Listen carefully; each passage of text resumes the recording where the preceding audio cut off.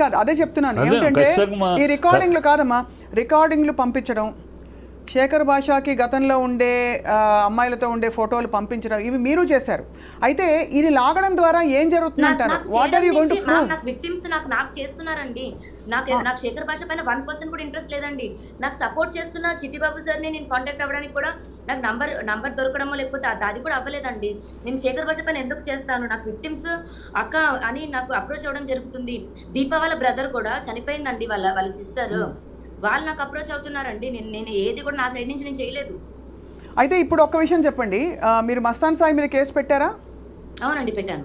మస్తాన్ సాయి మీద కేసు పెట్టే టైంకి మీరు రాజ్ తరుణ్ విడిపోయినా కూడా, అంటే విడిపోయిన టైంలోనో లేకపోతే మీకు వేరే రిలేషన్షిప్ ఉందనో ఒక ఆరోపణ వినిపిస్తుంది అప్పటికే. కాబట్టి అంటే ఇక్కడ ఎందుకు అడుగుతున్నా, ఇది కూడా అంటే నన్ను సెక్షువల్ అసాల్ట్ చేశాడు. మస్తాన్ సాయి పైన కేసు నేను ఎప్పటికీ వెనక్కి తీసుకోను, బట్ తీసుకుందామని అనుకున్నాను ఒక పాయింట్ లో. ఎందుకంటే నాకు రాజ్ తరుణ్ కి థ్రెట్ ఉండింది అండ్ మస్తాన్ సాయి పైన కేసు పెట్టమని చెప్పింది రాజ్ తరుణ్. మస్తాన్ సాయి పైన కేసు పెట్టడానికి ప్రోత్సహించింది రాజ్ తరుణ్ అండి. సో అయితే 100% నిజం. అంటే నన్ను పెళ్లి చేసుకోమని, మస్తాన్ సాయిని ప్రేమించమని పెట్టిన కేసు కాదండి. నాకు ఎందుకంటే ఇవన్నీ కూడా ఎంతమంది పైన కేసు పెట్టారు కాదమ్మా, ఇవన్నీ కూడా ఈ లాస్ట్ 1.5 years నుంచి మొదలైనవి అంతే కదా. వీళ్ళందరూ మస్తాన్ సాయి ఎప్పటి నుంచి పరిచయం నీకు? ఈ మధ్య కదా. అంతే సార్, 1.5 to 2 years. అది అంటే గత 9 ఏళ్ళు మీరు కలిసి ఉన్నప్పుడు ఏమీ లేదు, వీళ్ళు ఎంటర్ అయినాక స్టార్ట్ అయ్యింది. అంటే లావణ్య ఫ్రాంక్గా అంటే ప్రపంచానికి కొద్ది గొప్ప న్యూట్రల్గా ఉన్న వాళ్ళందరికీ అర్థమవుతున్న విషయం ఏంటంటే, మీరు రాజ్ తరుణ్ మీ డైరెక్షన్స్లో మూవ్ ఆన్ అయ్యారు. అంటే మీరు మీ జీవితంతో మూవ్ ఆన్ అయిపోయారు అండ్ రాజ్ తరుణ్ తన జీవితంతో మూవ్ ఆన్ అయిపోయారు. అయితే మధ్యలో మూవ్ అయిన తర్వాత ఇప్పుడు ఈ డ్రగ్స్ వ్యవహారం మీ దగ్గర ఇరుక్కున్న తర్వాత మీరు రాజ్ తరుణ్ కూడా ఇందులో లాగే ప్రయత్నం చేస్తారా, అతను కావాలని ఒక భావన కలుగుతుందమ్మా? ఫ్రాంక్లీ ఈ రోజుకి కూడా అబద్ధం చెప్పి రాజ్ తరుణ్ పైన ఫైట్ చేస్తున్నాను మ్యామ్, అది నిజం. బట్ అబద్ధం చెప్పి రాజ్ తరుణ్ ని ఇన్వాల్వ్ చేయాలని నేను అన్నాను. రాజ్ తరుణ్ కి నిజంగా డ్రగ్స్ తో సంబంధం లేదు. రాజ్ తరుణ్ అలా డ్రగ్స్ ఎంకరేజ్ చేయడు మ్యామ్. కోపం ఉంది కదా అని రాజ్ తరుణ్కి ఇందులో సంబంధం ఉందని కూడా నేను చెప్పను. రాజ్ తరుణ్ అతను ఎలా ఫాలో అయ్యేవాడు, నన్ను అలాగే కాపాడుకుంటూ వచ్చేవాడు. మరి 1 year నుంచి ఏమైందో దేవుడికే తెలియాలి, రాజ్ తరుణ్కే తెలియాలి.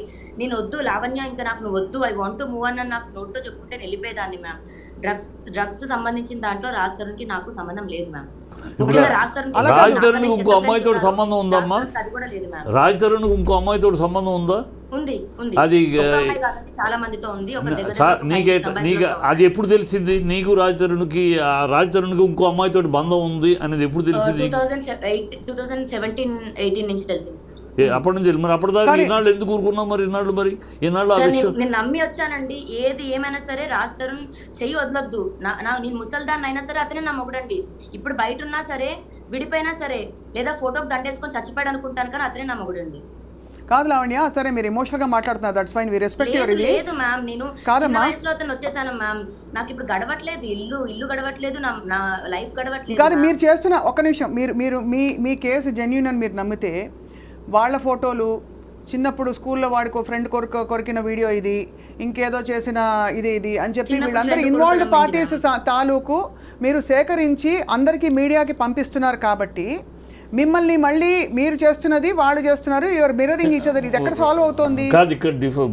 ఇప్పుడు మీరు ఆడియో రికార్డింగ్ పంపిస్తారు, ప్రీతి వాళ్ళ మదర్ది, ఇంకా మస్తాన్ సాయి, ఒక మాట జెన్యూన్ గా మాట్లాడుకోవాలి. ఆ అమ్మాయి చేస్తుంది అంటే ఆ అమ్మాయి చేయటానికి ఇది వాళ్ళు చేసిన దానికి రిప్లైగా ప్రతిఘటన, వాళ్ళు చేసిన యాక్షన్కి రియాక్షన్. ముందు స్టార్ట్ చేసింది ఈ అమ్మాయి చేయాలి. నాకు తెలిసి ఈ అమ్మాయి ముందు వీడియో రిలీజ్ చేయాలి. వాళ్ళు వీడియో రిలీజ్ చేసి ఎప్పుడైతే ఈ అమ్మాయిని బదనాం చేయాలని ప్రయత్నిస్తారు.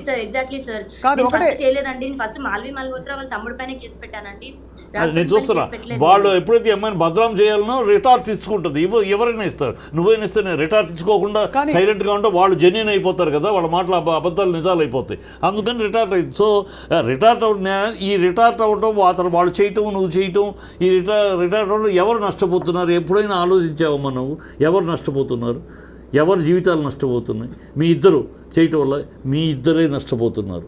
అది నువ్వు ఆలోచించుకోవాలి, రాజ్ తరుణ్ ఆలోచించుకోవాలి. రాజ్ తరుణ్ కెరియర్ దెబ్బతింటుంది.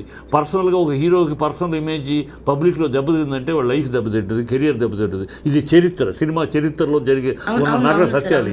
అలా నువ్వు బజార్ను పెట్టుకోవటం వల్ల తన దగ్గరికి ఒకవేళ మనసు మారి రావాలన్నా కూడా నువ్వు ఇలాంటి చేయటం వల్ల ఆ అడ్డుగోడలు నువ్వే నిర్మించుకుంటూ అవటలా.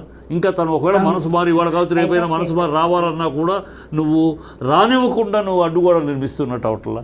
సో ఈ రెండింటి వల్ల ఇద్దరు నష్టపోతున్నారు, అది అర్థం చేసుకో. నేను ఆ తప్పుకి నేను ఒప్పుకుంటాను, ఆ తప్పుకి నేను శిక్ష కూడా అనుభవిస్తానండి. నేను షేర్ చేసిన అయి ఉండొచ్చు, బట్ నేను రెసిప్రికేట్ అవుతున్నాను సార్. నేను రాష్ట్రానికి నెగిటివ్ అవ్వాలని చేయట్లేదు. శేఖర్ భాష, నేను ఒక ఆడదాన్ని అంటే శేఖర్ భాష నన్ను వచ్చి నాకు పిల్లలు పుట్టారు అని మాట్లాడుతూ నా పర్సనల్ వ్యక్తిగతంగా మాట్లాడుతున్నాడు. రాస్తారని మాట్లాడమనండి సార్. అతను ఎక్కడో బయట కూర్చొని ఒక పెయిడ్ ఆర్టిస్ట్ ని పంపించి మాట్లాడుతున్నాడు సార్. అది ఎంత అవమానపరంగా అంటే మొన్న కూడా 3 days శేఖర్ భాష అనే వ్యక్తిని వాట్ యు సే 100% అతను కొట్టింది కూడా నేను I will endorse it, I will support it. అలాంటి మగవాడిని ఒక స్నేహితుడిగా ఉండి సమస్యను పరిష్కరించడానికి సహాయపడవలసిన వాడు విషం ఇంకా వాళ్ళలో విషం నింపేవాడు, వాడు స్నేహితుడు కాదు, ఫ్యామిలీ ఫ్రెండ్ కాదు. అలాంటి వాడిని ఏమి చెప్పినా దేంతో కొట్టినా తప్పు లేదు. What you did is 100% right as a woman. You have done it, I appreciate it, I support it. Lavanya ఇప్పుడు ఇంకా అర్థం కాని విషయం, మిమ్మల్ని why did the police suddenly take you into custody? అంత పరిధి ఉండే పోలీస్ అయితే, అంటే నిజంగా చెప్తున్నాను, అంత ఎవరినైనా ఎప్పుడైనా ఇలా ఎత్తుకెళ్ళిపోయి రిమాండ్లో పెట్టుకోవచ్చు అంటే అది కొంచెం అర్థం కావట్లేదు. మనం డీప్ గా మాట్లాడదామా మ్యామ్? ఈ కేసు గురించి ఒక్కసారి డీప్ గా మాట్లాడదాం మ్యామ్. చెప్పు. సో మ్యామ్ నేను మీకు ఒకసారి ఎఫ్ఐఆర్ కాపీ పంపిస్తాను, ఒకసారి ఎఫ్ఐఆర్ కాపీ చదువుతారా మ్యామ్ ప్లీజ్? మీరు ఒకసారి మా టీంకి పంపించండి. మీరు మా టీం నంబర్ ఉంది కదా లావణ్య. ఇప్పుడు ఒకటి చెప్పండి, ఇప్పుడు ప్రస్తుతం డ్రగ్స్ కేసు ఎక్కడి వరకు వచ్చిందంటే క్వాష్ చేసాము. నాకు అగేన్స్ట్ గా ఏ ఎవిడెన్సెస్ లేవండి, ఉండవు కూడా. నేను ఎప్పుడు ఆ పని చేయలేదు మ్యామ్. బట్ ఎందుకు మరి ఇంతమంది వాళ్ళ జీవితాలు కాదమ్మా, వాళ్ళ భవిష్యత్తులు మ్యామ్. డ్రగ్స్ అన్నది చాలా సెన్సిటివ్ అండ్ చాలా సీరియస్ ఒక ఇష్యూ అండి. ఇప్పుడు నేను ఒకరిని కత్తితో పొడిచాను, మర్డర్ కేసులో అయినా బయటకు వస్తున్నారు, కానీ ఎన్డీపీఎస్ యాక్ట్ లో రావట్లేదు మ్యామ్. కానీ అదే అడుగుతున్నాను, తర్వాత నాకు ఇంకా తెలిసాయండి. ఇప్పుడు ఉదయ్ గాని ప్రీతి గాని ఇంకోళ్ళు గాని ఎందుకు మీకు అగేన్స్ట్ గా ఇవాళ నిలబడి మీడియా ముఖం, ఎందుకంటే మీరు బలవంతంగా ఇచ్చినా వాళ్ళు ఎలా తీసుకున్నా వాళ్ళకి డ్రగ్స్ అలవాటు ఉందని నిజంగా అది జరగలేదు. నేను దేనికి కప్పిపుచ్చుకోవాలండి ప్లీజ్? మరి ప్రీతి వెళ్ళి కేసు పెట్టింది, మరి కేసు ఎందుకు తీసుకోలేదండి? ఎక్కడ తీసుకోలేదు? పోలీస్ స్టేషన్ లో, నార్సింగి పోలీస్ స్టేషన్ లో కంప్లైంట్ ఇచ్చారు కదా ప్రీతి అండ్ ఉదయ్, కంప్లైంట్ తీసుకోలేదు మ్యామ్. పోలీసులు తీసుకోవాలి, రిజెక్ట్ చేశారు. రిజెక్ట్ చేశారు కంప్లైంట్ అంటే because there is not enough evidence అని ఫీల్ అయ్యారేమో. But it's not truth ma'am, it's not true. No, I don't think the police can. ఇప్పుడు ఒక బాధితులు ఎవరైనా వెళ్తే మా స్టేషన్ కి, మీరు వెళ్ళినా కూడా ఎవరు వెళ్ళినా కూడా ఒక ప్రైమా ఫేసి ఒక కంప్లైంట్ ఇస్తే దానికి ఉంటే తప్పకుండా అది నోట్ చేసుకుంటారు. అది ఎఫ్ఐఆర్ అవడానికి they will ask for more this thing. కానీ ఎలాగైతే మరి అలా పోలీసులు ఎలా అయితే కేసు తీసుకోలేదో, మరి మీ పైన కేసు ఎలా తీసుకుని మిమ్మల్ని అరెస్ట్ చేశారు? నేను చెప్తాను. ఇప్పుడు ఎగ్జాంపుల్ శేఖర్ భాష తీసుకుందామండి. శేఖర్ భాష చెయ్యిరిగిందని ఇప్పుడు ఏదైతే ఇలా కట్టుకొని వస్తున్నాడు, పచ్చి అబద్ధం. అతని పైన 4 వ్యక్తులు వచ్చారు, తర్వాత 3 అన్నాడు. అది అసలు జరగలేదండి. వాళ్ళ ఇంటి ఒకసారి ఏమో స్టూడియో దగ్గరకు వచ్చి కొట్టారంటాడు, ఒకసారి ఏమో వాళ్ళ ఇంటి దగ్గర కొట్టారంటాడు. కాంటినెంటల్ హాస్పిటల్ కూడా మేము కాల్ చేసి, ఏంటి మీ హాస్పిటల్ ఫేక్ దీన్ని ఏమంటారు ఎంకరేజ్ చేస్తున్నారా అంటే, శేఖర్ భాషను హాస్పిటల్ నుంచి పంపించేశారండి. అతని చేయికి ఏం డ్యామేజ్ అవ్వలేదు, అతనికి కొట్టలేదు. అతను పిటిషన్ రాసిచ్చాడు, నేను పిటిషన్ రాసిచ్చాను. పోలీసులు ఎంక్వైరీకి వచ్చారు. బయటికి ఆంధ్రప్రభ ఆర్ జీ న్యూస్ వాళ్ళు కెమెరాస్ ఫుటేజ్ ఇవ్వకపోవడం కరెక్టే, కానీ పోలీసులకి ఇచ్చారు. పోలీసులు ఫుటేజ్ చూసిన తర్వాత నా కేసు తీసుకున్నారు మ్యామ్.